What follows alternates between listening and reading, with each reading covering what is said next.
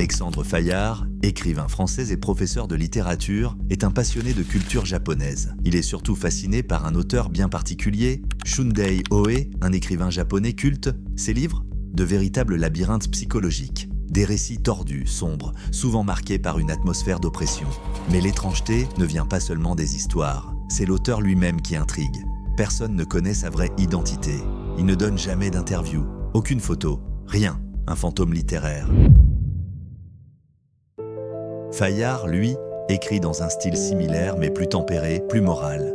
Et justement, son dernier livre est un immense succès, au point de faire de l'ombre à celui qu'il admire tant. C'est dans ce contexte qu'il s'envole pour Kyoto, invité par une maison d'édition japonaise pour promouvoir son ouvrage.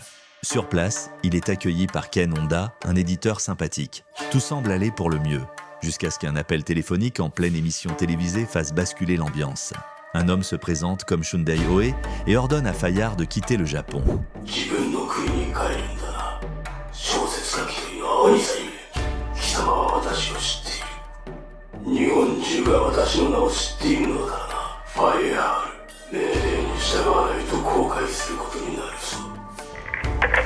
Menace réelle, mise en scène, Fayard pense d'abord à une blague montée par l'équipe de production, mais cette voix va le hanter.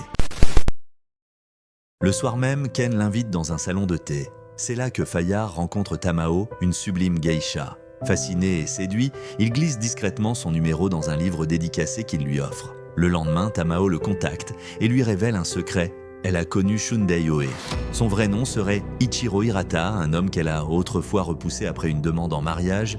Depuis, il la hait et il aurait commencé à la harceler avant de disparaître plusieurs années. Sauf que depuis peu, Tamao reçoit de nouveau des messages de menaces venant de lui. Pourquoi ? Parce qu'elle est enceinte. L'enfant est de Moji, un homme d'affaires mafieux, violent et possessif, qui veut aussi la forcer à l'épouser. Et Oe, jaloux, la surveillerait dans l'ombre. Terrifié à l'idée de détruire sa carrière de geisha en allant voir la police, Tamao voit en Fayard le seul qui puisse l'aider. Lui aussi a été menacé et il connaît bien l'univers d'Oe. Fayard accepte alors de l'aider et avec son ami Ken comme allié, il se transforme en détective amateur. Le cauchemar ne fait que commencer. Quelques jours plus tard, lors d'une séance de dédicace, Fayard découvre dans un exemplaire de ses livres une photo de lui aux côtés de Tamao, accompagnée d'un message menaçant « Je vous surveille ». Pris de panique, il fonce chez elle. Elle lui avoue qu'elle sent une présence, comme si quelqu'un l'épiait. Fayard fouille la maison de fond en comble. Dans le grenier, il découvre un petit trou donnant vue directe sur la chambre de Tamao, qu'il observe même à son insu. Fayard commence à perdre pied et à tomber éperdument amoureux de la geisha. Dans ce grenier, il découvrira un bouton au sol, mais c'est tout. Il tentera de rassurer Tamao et fait la promesse de la protéger et de résoudre cette histoire. Mais tout s'accélère brutalement. La nuit suivante, Ken, son ami éditeur, est retrouvé mort, assassiné.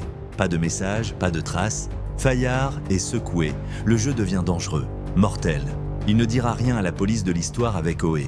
Il retrouve Tamao, bouleversé, et annonce qu'il veut d'aller voir Moji. Il va à sa rencontre, mais Moji refuse de l'écouter et le fait tabasser par ses gardes.